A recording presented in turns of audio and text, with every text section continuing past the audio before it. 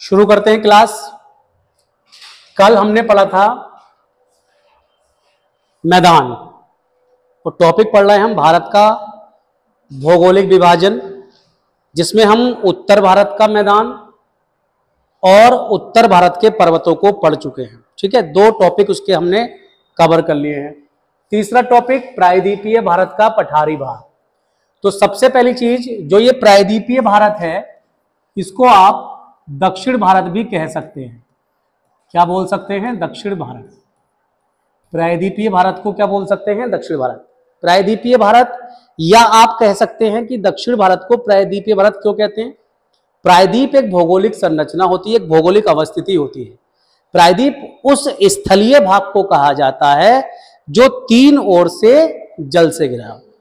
जैसे मैं आपको बताऊं कि मान लीजिए ये स्थल है, ये कोई स्थल है और ये कुछ ऐसे है, और इसके इधर ये यहां पर सब क्या है? जल है। तो जो स्थल तीन ओर से जल से घिरा होगा उसे हम क्या कहेंगे? प्रायद्वीप। भूगोल की भाषा में उसे प्रायद्वीप कहेंगे, पेनिनसुला इंग्लिश में कहते हैं। ठीक है, अगर मान लीजिए ये कोई स्थल ऐसा है, ये कोई स्थल ऐसा है, ये स्थल है, इसके तो तीन ओर जल था, लेकिन अगर इसके चार ओर जल हो जाए तो ये क्या कहलाएगा? द्वीप। तो द्वीप और प्रायद्वीप में ये अंतर आप समझिए। मतलब भौगोलिक परिभाषा के अनुसार द्वीप आइसलैंड और प्रायद्वीप पेनिनसुला किसे कहेंगे? तो जो तीन ओर जल से घिरा हो वह स्थल प्रायद्वीप, और जो स्थल चारों ओर जल से घिरा हो वह क्या कहलाएगा? द्वीप। अब कहीं आपने नदी द्वीप, कहीं द्वीप, तो द्वीप जनरली वो होते हैं जो समुद्री जल से घिरे हुए रहते हैं। यदि कोई स्थलीय खंड नदी के जल से घिरा हुआ है तो उसको नदी द्वीप कह दिया जाए। बस ये थोड़ा सा एक अंतर आप समझ के चलेंगे। तो बात समझ में आ गई, प्रायद्वीप क्या और द्वीप क्या। अब देखिए, यहीं पर हम बात करें तो हमारा जो टॉपिक है वो टॉपिक है प्रायद्वीपीय पठार। तो ये अभी मैं केवल आपको एक ओरली समझा रहा हूं कि जैसे ये जो भारत का ये दक्षिण वाला भाग है, ये वाला भाग है, ये इस तरह से, ये आपका प्रायद्वीपीय कैसी स्थिति है इसकी? प्रायद्वीपीय स्थिति है। क्यों? इधर क्या है? अरब सागर है। इधर क्या है?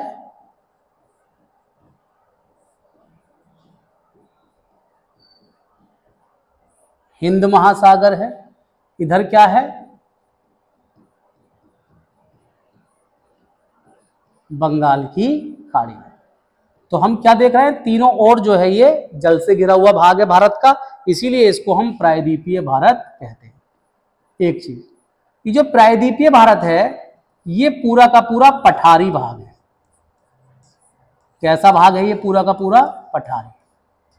पठार मतलब जिसका शीर्ष भाग समतल हो, स्टूल के आकार का, जैसे मेज होती है, जैसे ये पड़ी हुई मेज। तो ये थोड़ा सा ऊंचा उठा हुआ भाग है। यानी अगर मैं इसको दिखाना चाहूं, बना के दिखाना चाहूं, तो ये कुछ इस तरह से उठा हुआ, ऊपर की ओर इस तरह से उठा हुआ भाग होगा, ऐसे उठा हुआ भाग होगा, ये बीच में इस तरह से कुछ। और चूंकि ये पठारी भाग है तो कहीं कहीं पर ये पठार थोड़े से ऊंचे हो गए हैं, घिस गए हैं, तो इन्होंने पहाड़ियों का रूप ले लिया है। किसका रूप ले लिया है?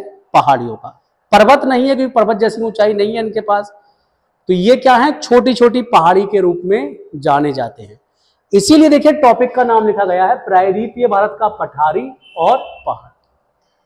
पठार क्यों है? क्योंकि ये एक बार में बना हुआ ऊंचा भाग है, लेकिन ये जो ऊंचा भाग है ये अपर्दन के कारण थोड़ा घिस गया है समय होते होते, तो इसने कुछ इस तरह का आकार ले लिया है, पहाड़ी नुमा भी आकार ले लिया है। अर्थात इस भाग में कुछ पहाड़ी क्षेत्र भी पाए जाते हैं। एक चीज। दूसरी चीज, ये जो पठारी भाग है, ये पठारी भाग जो है ये विश्व के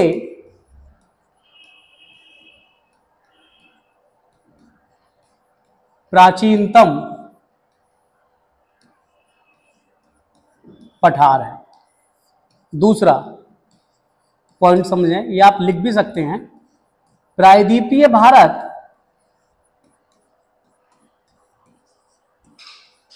का विकास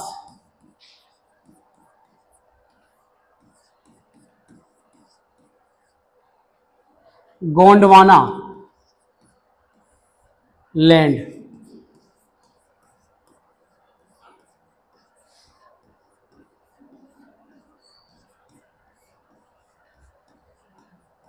से हुआ है। कहने का मतलब यहां पर यह है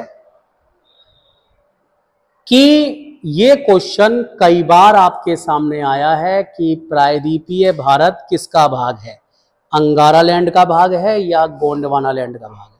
तो किसका भाग है, गोंडवाना लैंड का भाग है। ठीक है, क्योंकि पृथ्वी के जब वैगनर की थ्योरी थी, दो हिस्से हुए थे, उत्तर वाला हिस्सा अंगारा लैंड और दक्षिण वाला हिस्सा गोंडवाना लैंड। तो ये दक्षिणी हिस्से से बना है प्रायद्वीपीय भारत। तो प्रायद्वीपीय भारत के बारे में आपने दो तीन चीजें जानी। ये एक पठार के रूप में है, पूरा का पूरा क्षेत्र काफी पुराना क्षेत्र है, विश्व के पुराने पठारों में इसकी गिनती होती है, और ये गोंडवाना लैंड से विकसित हुआ है या ये गोंडवाना चट्टानों का भाग है। ठीक है, इतनी बातें इसके बारे में आप जानिएगा और आगे ये लिख लीजिएगा सारे पॉइंट्स। और आगे जो है हम बात करते हैं,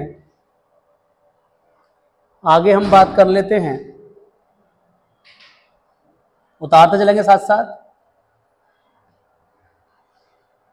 आगे बात कर लेते हैं, दो भागों में इस टॉपिक को हम पढ़ेंगे, प्रायद्वीपीय भारत के पर्वत या पहाड़ियां और प्रायद्वीपीय भारत के पठार। तो पहले पहाड़ी पर्वत देख लेते हैं, तो हेड डाल देंगे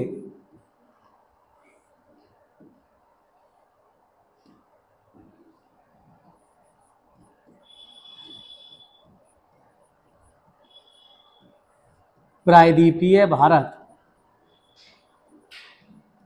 के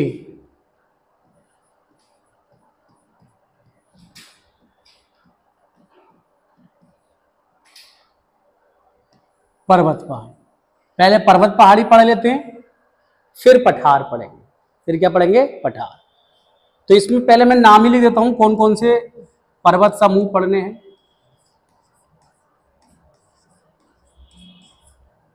अरावली पर्वतमाला पढ़नी है,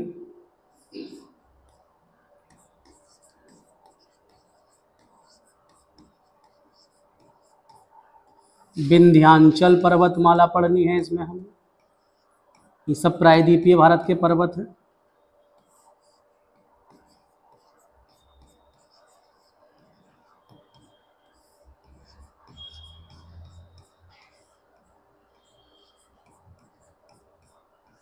सतपुड़ा पर्वतमाला,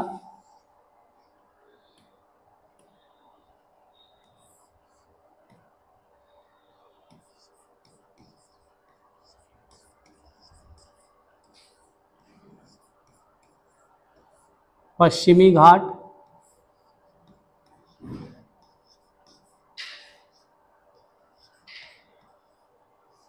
पूर्वी घाट,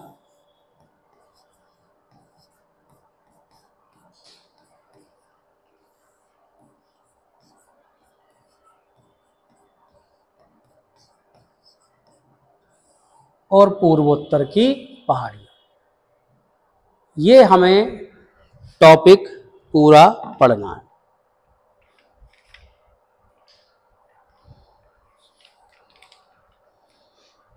उतार लें सब।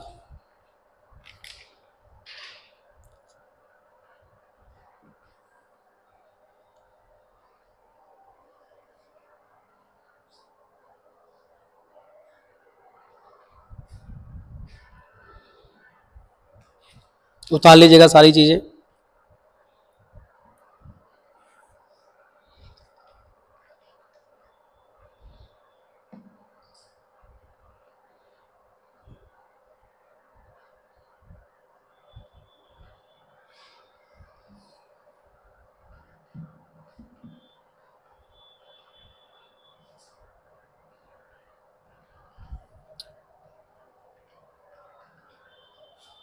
ठीक है, अब इसको हम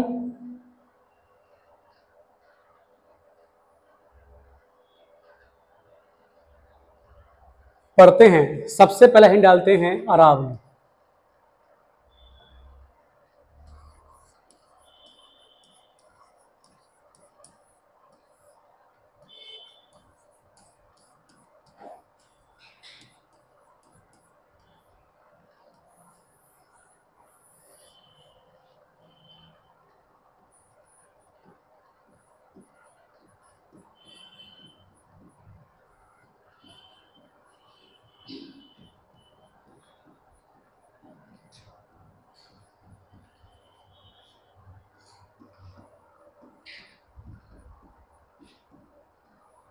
गुजरात से दिल्ली तक विस्तृत है ये, और इसकी जो ये लंबाई मिलती है लगभग 1100 किलोमीटर मिलती है। दूसरा,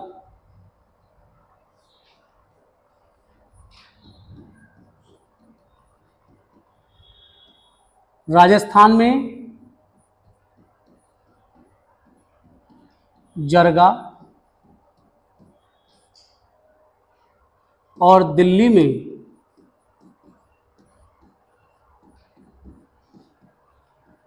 रायसीना पहाड़ी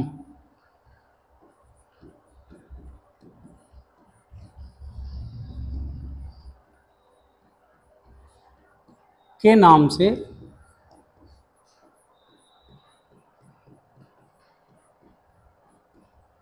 जानी जाती है। अरावली, अरावली जो है वो विश्व की प्राचीनतम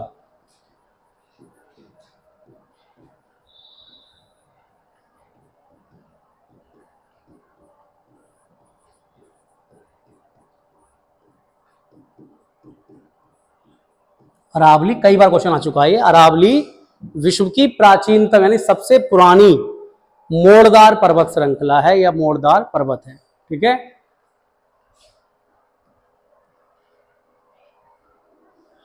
और क्या पॉइंट बन सकता है अरावली के बारे में?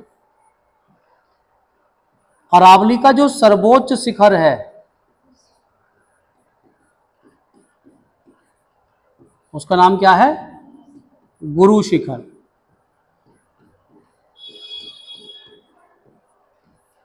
और ये जो गुरु शिखर है ये एक पर्वत का है, माउंट आबू।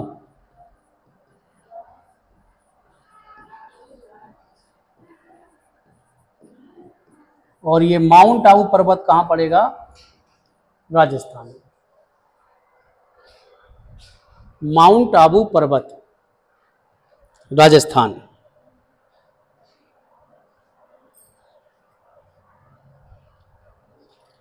ठीक है, अब ये सब चीजें हम थोड़ा सा मैप में भी एक बार देख लेते हैं। मैं सारी पहाड़ी आपको मैप में भी दिखा देता हूं, ये आप बता लीजिएगा।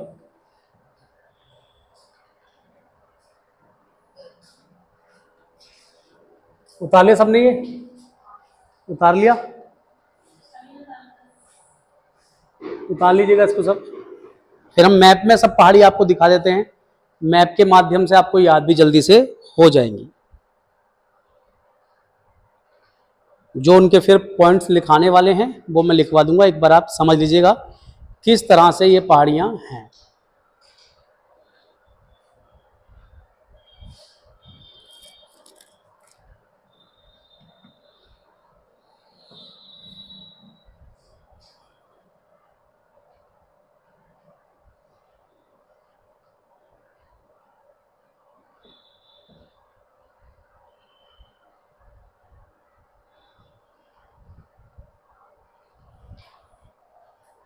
चलिए देखते हैं।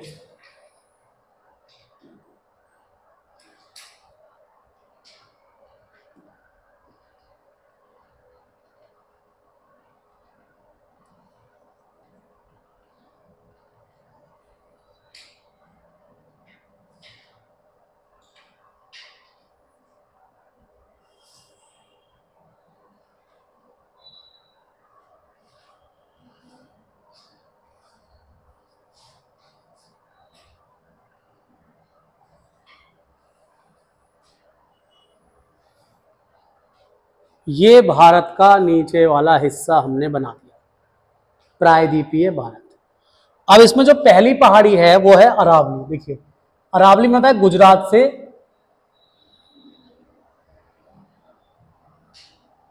और दिल्ली तक। कहां से? गुजरात से दिल्ली तक। ये है आपकी अरावली। कहां से? गुजरात से लेकर दिल्ली तक। 3 स्टेट हैं इसमें। ये 3 स्टेट पड़ेंगे, गुजरात, राजस्थान और दिल्ली। गाड़ी नंबर है, समझ लेंगे तो ध्यान रहेगा। 3 राज्यों में फैली हुई पहाड़ी है, मुख्यतः गुजरात, राजस्थान और दिल्ली। अब इसका जो सबसे ज्यादा विस्तार मिलता है, इसका जो सबसे ज्यादा विस्तार मिलता है वो विस्तार मिलता है कहां पर? राजस्थान में। और राजस्थान में ये जो है इस तरह से काफी ज्यादा विस्तार लिए हुए है। राजस्थान में ही जो एक पर्वत है उस पर्वत का नाम है माउंट आबू। क्या नाम है? माउंट आबू। और उस माउंट आबू की ही जो सर्वोच्च चोटी है उसका नाम क्या है? गुरु शिखर। तो मान लीजिए ये पर्वत हो गया माउंट आबू और ये क्या हो गई? गुरु शिखर। और गुरु शिखर इसकी क्या है? सर्वोच्च चोटी है। किसकी सर्वोच्च चोटी है? माउंट आबू की भी सर्वोच्च चोटी है और पूरी अरावली पर्वत की भी सर्वोच्च चोटी है। ये जो अरावली पर्वतमाला है इसको दिल्ली में रॉयसीना हिल्स कहते हैं। क्या कहते हैं? रॉयसीना। लिखवा दिया है मैंने अभी। और इसी रॉयसीना हिल्स पर राष्ट्रपति भवन और पुराना जो संसद भवन है वो क्या है? स्थित है। बात समझ में आ रही है? ठीक है, तो ये एक हमने पहाड़ी देखी। अब हम एक दूसरी पहाड़ी देख लेते हैं। दूसरी पहाड़ी देखिए इस तरह से कुछ फैली हुई है।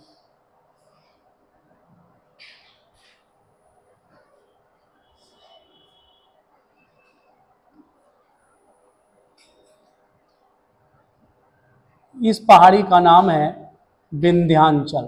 क्या नाम है?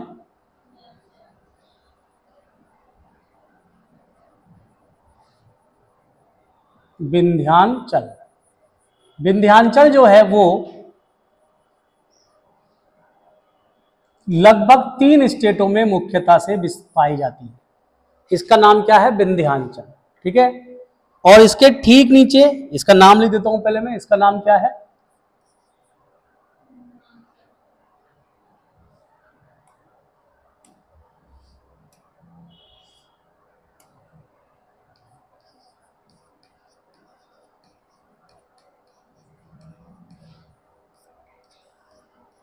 विंध्याचल हो गई जी। अब इसके ठीक नीचे सॉरी, इसके ठीक नीचे यहां पर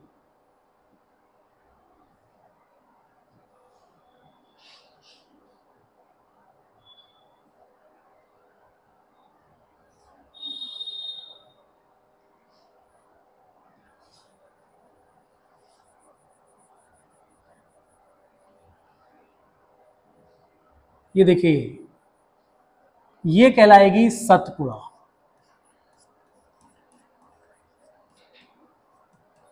ठीक है, ये कहलाएगी सतपुड़ा। ठीक है, अरावली हो गई, विंध्याचल हो गई, सतपुड़ा हो गई। अब हम बात करते हैं अगली।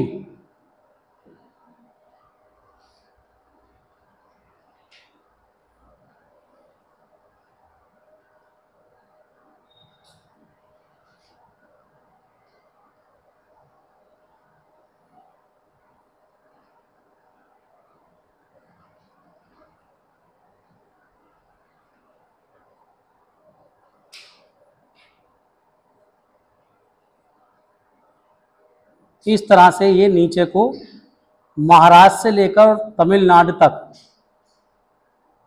पश्चिम दिशा में, पश्चिम तट की ओर फैली हुई पर्वत श्रेणी है जिसका नाम आप लिख सकते हैं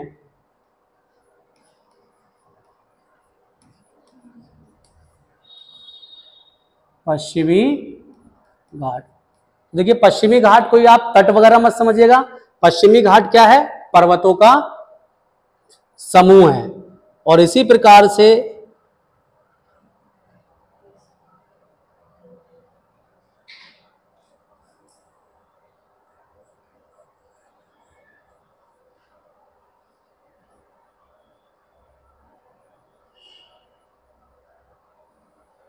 ये फैली हुई है और इसको आप कहेंगे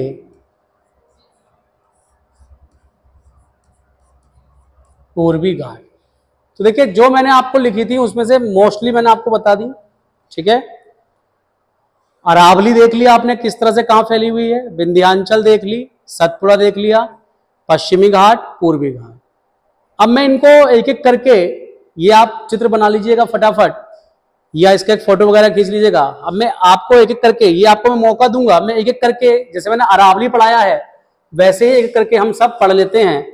तो सबसे पहले विंध्याचल, क्या पढ़ेंगे अब हम, विंध्याचल। चलिए देखिए मैं इधर लिख दे रहा हूं, अरावली के बारे में हमने चीजें जान ली हैं, विंध्याचल।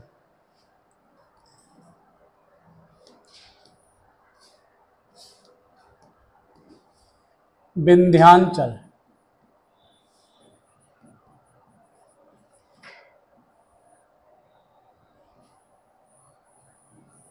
तो इसका विस्तार जो मिलेगा विंध्याचल का, वो मध्य प्रदेश, उत्तर प्रदेश और झारखंड, इतने राज्यों में ये आपको फैली हुई दिखाई देगी विंध्याचल। विंध्याचल के बारे में जानिएगा।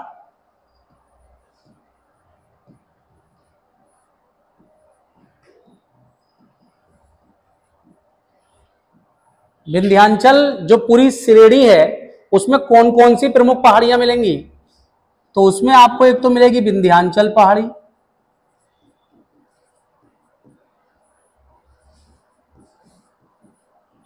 और ये एमपी में पड़ेगी। विंध्याचल पहाड़ी कहां होगी, एमपी में।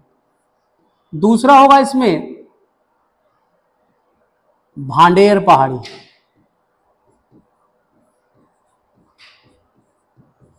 और ये भांडेर पहाड़ी भी जो है एमपी में होगी।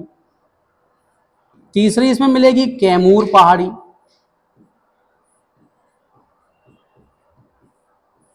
कैमूर पहाड़ी यूपी और एमपी के बॉर्डर में पड़ेगी।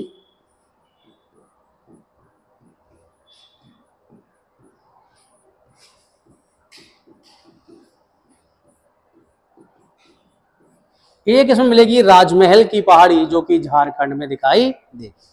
आप ये समझ लीजिएगा।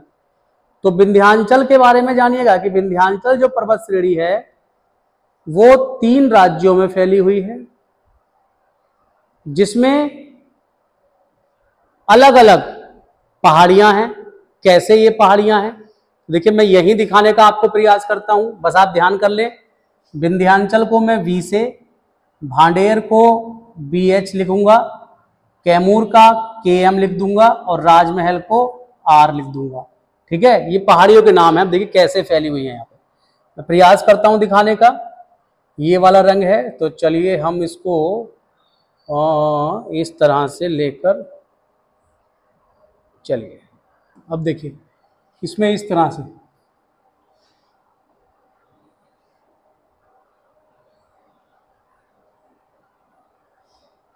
क्लियर, एक पहाड़ी हो गई, ऐसी आगे बनाइए।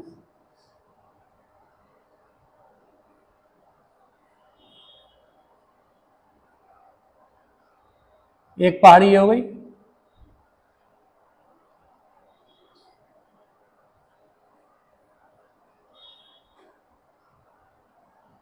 एक पहाड़ी ये हो गई, ठीक है, और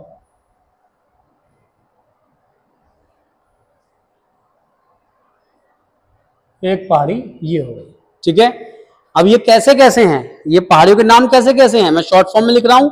सबसे पहले कौन सी है, विंध्याचल, बी। कौन सी है, विंध्याचल। और किस स्टेट में पड़ेगी विंध्याचल, मध्य प्रदेश में।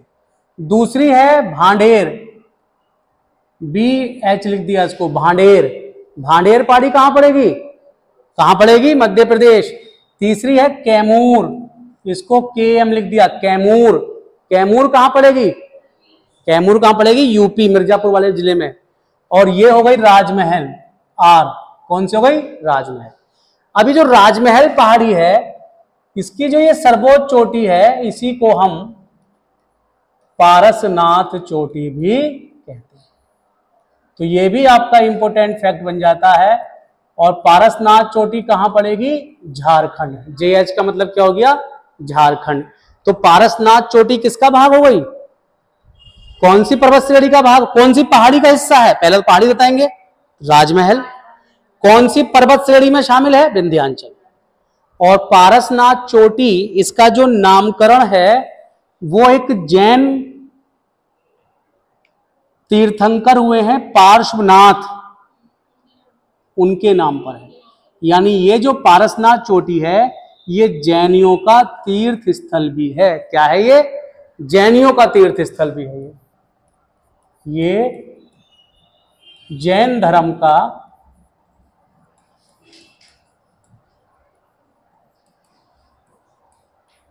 तीर्थ स्थल भी है। ठीक है।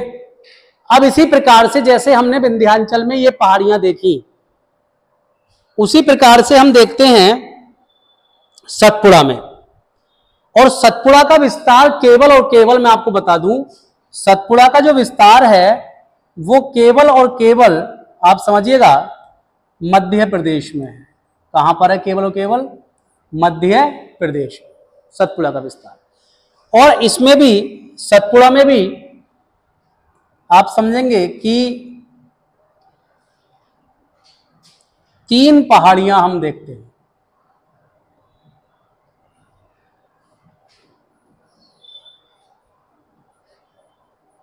सतपुड़ा में 3 पहाड़ियां, प्रमुख जो पहाड़ियां हैं सतपुड़ा में, तीनों मध्य प्रदेश में होंगी।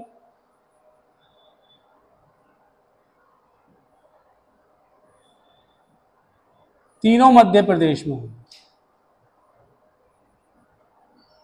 सतपुड़ा में 3 पहाड़ी हम देखते हैं, तीनों मध्य प्रदेश में पहाड़ी है।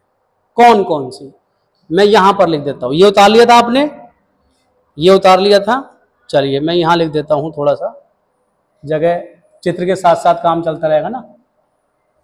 ये है, इधर देखेंगे। अब आप, हम बात करेंगे सतपुड़ा की।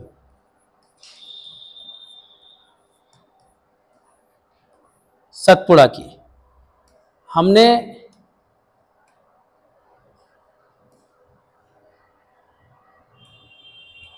सतपुड़ा, तो सतपुड़ा का जो विस्तार हम देखेंगे सबसे पहले,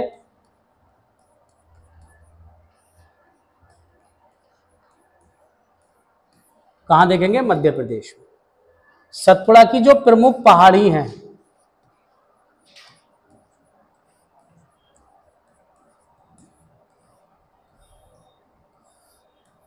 उसमें एक तो है सतपुड़ा पहाड़ी,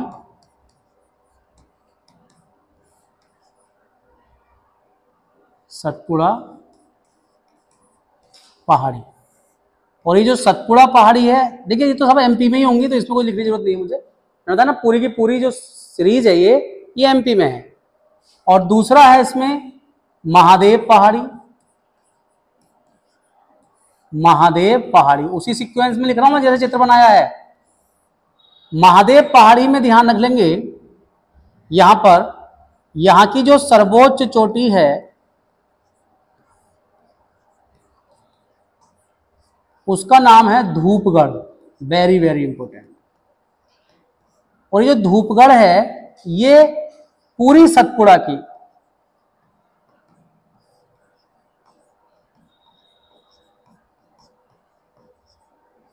सर्वोच्च चोटी है। दूसरा, महादेव पहाड़ी में जो बिंदु आपको याद रखना है वो ये याद रखना है कि यहीं पर स्थित है पंचमढ़ी। और पंचमढ़ी जो है ये MP का पर्यटन स्थल है, बहुत फेमस जगह है। MP क्या, पूरे भारत के लोग यहाँ पर घूमने जाते हैं पंचमढ़ी में। एक हिल स्टेशन है, बहुत ही अच्छा सा सुंदर सा, जैसे अपने यहाँ पड़ोस में नैनीताल है। तो पंचमढ़ी एमपी का पर्यटन स्थल है, जो कि कौन सी पहाड़ी पर स्थित है? महादेव पहाड़ी पर स्थित है। और महादेव पहाड़ी की सर्वोच्च चोटी धूपगढ़ है, जो ना केवल महादेव पहाड़ी का बल्कि सतपुड़ा का सर्वोच्च बिंदु है। ठीक है। और तीसरा यहां पे जो बस्ती है, तीसरी बस्ती है मैकाले, मैकाले पहाड़ी, मैकाले पहाड़ी। और मैकाले पहाड़ी की जो सर्वोच्च चोटी है, मैकाले पहाड़ी की सर्वोच्च चोटी है, उसका नाम है अमरकंटक। तो मध्य प्रदेश में ही होगा अमरकंटक। और अमरकंटक क्यों फेमस है? अमरकंटक जाना जाता है दो नदियों के उद्गम स्थान के रूप में। कौन कौन सी हैं दो नदियां, वो बताइए? हैं दो नदियां, एक नर्मदा नदी और एक सोन नदी। कौन कौन सी नदी? यहां से निकलती हैं दो नदी, नर्मदा नदी और सोन नदी। दो नदियों का उद्गम स्थल अमरकंटक है। अमरकंटक मैकाले पहाड़ी पर स्थित एक जगह है, यहां की सर्वोच्च चोटी है। और ये सब किसका भाग माने जाएंगे? सतपुड़ा का। सब जो भाग हैं वो किसका है? सतपुड़ा का। तो सतपुड़ा के बारे में इतनी जानकारी आप ले लीजिएगा। सतपुड़ा, सतपुड़ा लिख लें, सतपुड़ा के बारे में। अब आगे बढ़ते हैं, और आगे बढ़ते हुए सबसे पहले जो चीज आपको समझनी है वो ये समझनी है कि पश्चिमी घाट और पूर्वी घाट ये दोनों पर्वतीय क्षेत्र हैं, जो प्रायद्वीपीय भारत में नीचे की ओर आ रहे हैं और आकर एक स्थान पर मिल जा रहे हैं। दोनों कहीं ना कहीं मिल रहे हैं, और ये जहां पर मिलेंगे तो ऑब्वियसली बात है वहां पर भी एक ऊंचा पहाड़ी स्थान बनेगा। तो ये कहां बनेंगे, कहां मिलना है? यहां पर।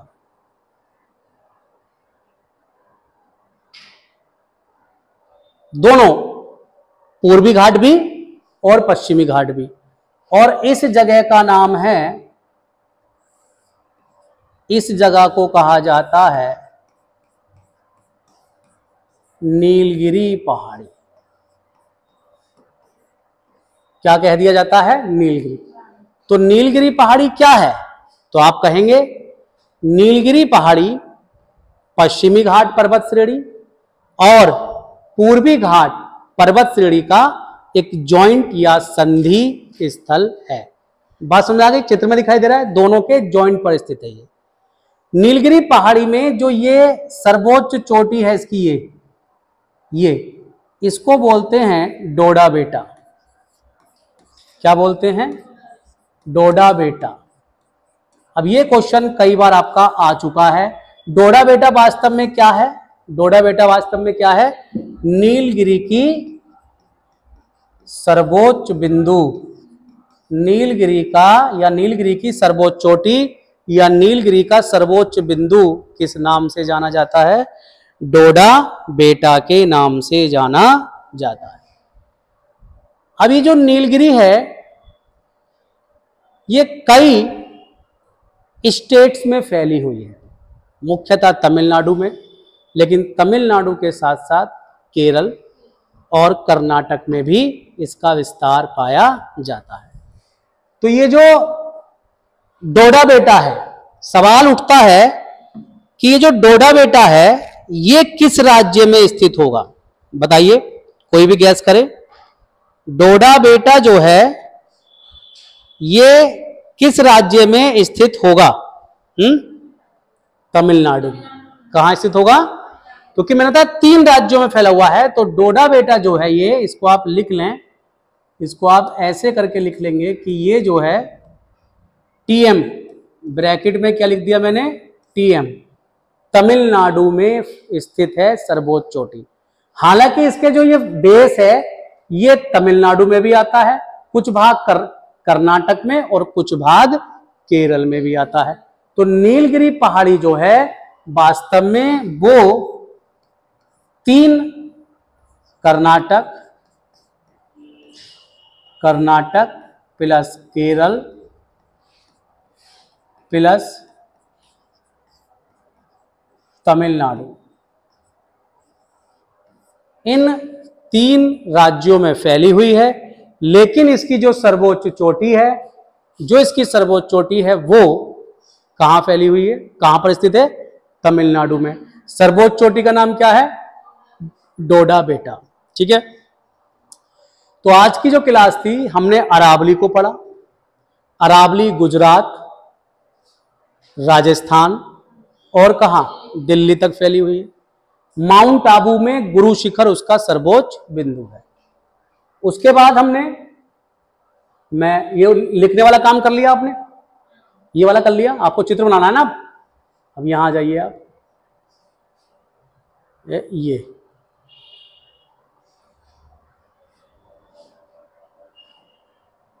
लिखने वाला काम आपने कर लिया, तो इसको आप हटा दीजिए। ठीक है, और इसको हम थोड़ा सा छोटा कर देते हैं ताकि आपका काम आसानी से हो जाए।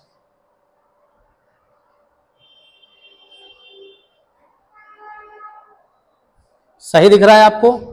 सही दिख रहा है? तो आज की जो क्लास थी हमारी वो ये थी कि अरावली, विंध्याचल और सतपुड़ा, हमने 3 प्रमुख पहाड़ियों को पढ़ा, सीरीज को पढ़ा, उनकी जो पहाड़ियां हैं उनको पढ़ा। अब हम कल की जो हमारी क्लास होगी, क्योंकि ये बड़ी पहाड़ियां हैं, पश्चिमी घाट दक्षिण भारत की सबसे लंबी पर्वत श्रेणी है, तो इसमें बहुत सारी छोटी छोटी और कई राज्यों में है, महाराष्ट्र में, कर्नाटक में, केरल में, तमिलनाडु में। तो हर राज्य में इसकी क्या होंगी? पहाड़ियां होंगी। ऐसे ही पूर्वी घाट उड़ीसा में है, आंध्र प्रदेश में है, तमिलनाडु में है। तो हर राज्य में छोटी छोटी पहाड़ियां हैं। वे कौन कौन सी पहाड़ियां हैं और किस राज्य में हैं, उनसे संबंधित क्या कोई बड़ी बात है, इन सब पे चर्चा हम कल की क्लास में करने वाले हैं। ठीक है, तो कल की क्लास इसी के आगे रहेगी। पश्चिमी घाट, पूर्वी घाट जुड़ने के बाद फिर आगे क्या होगा कल हम देखेंगे। ठीक है, धन्यवाद। बना लीजिए आप इसको।